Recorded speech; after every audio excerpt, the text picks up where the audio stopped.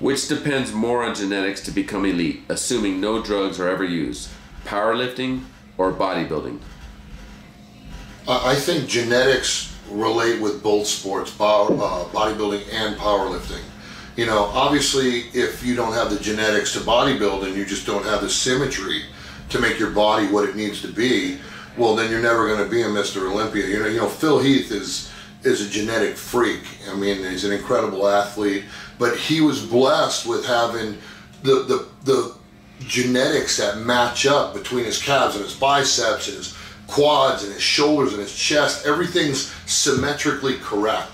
You know, he's like the perfect human as far as bodybuilding is concerned. You know, for powerlifting, it's completely genetic as well. I think it's sort of a mixed question, but it's almost kind of like the same field, same relation. You know, there are people that are born to deadlift. There are people that are born to squat. You know, I get guys that are, you know, 6'4" and their arms go down to their knees. So obviously at that point, you're going to be a born deadlifter, you know, because your genetics have that leverage point to where you can lift more weight.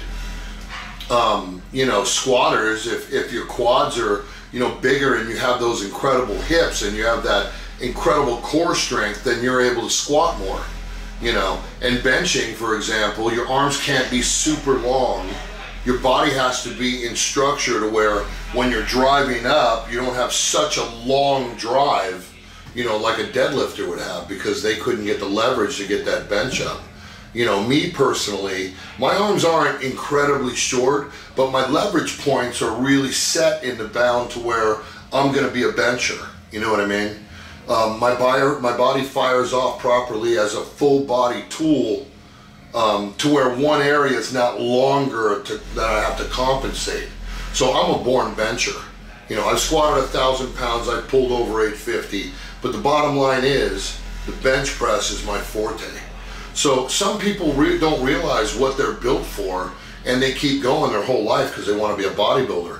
Back in the day, I was a competitive bodybuilder, but you know what? My hips are too big, you know? My joints are too thick.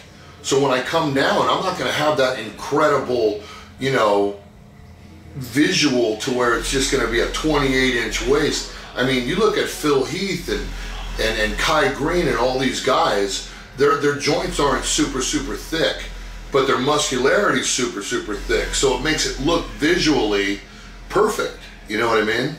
So I hope I answered your question. Have a good one. Wait a minute. Before you click away, I want you to subscribe, like, comment, hell, even dislike if you want to. At least do something before you get out of here.